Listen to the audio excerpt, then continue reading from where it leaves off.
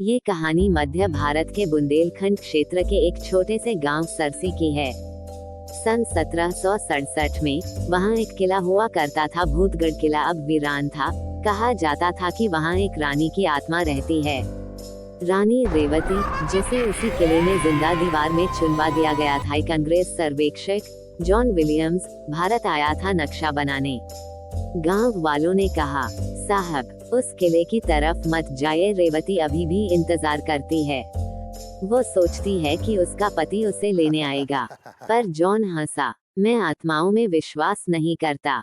उसी रात वह भूतगढ़ किले में रुक गया और वहां से शुरू हुआ वो डरावना सिलसिला, जिसे आज भी सरसी गांव में लाल रात कहा जाता है। किला टूट चुका था, दीवारें जगह जगह से गिरी हुई थी, पर एक कमरा पूरी तरह सुरक्षित था।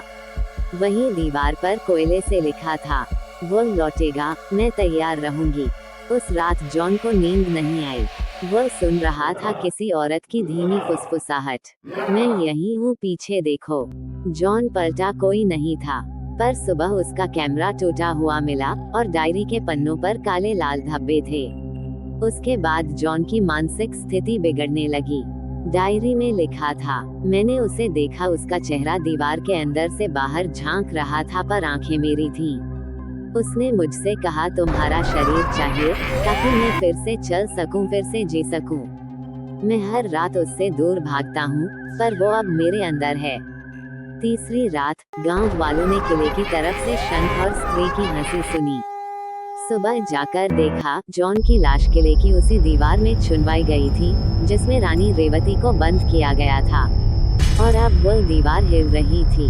एक तरफ से पत्थर बाहर को उभरे थे, जैसे कोई अंदर से धक्का दे रहा हो।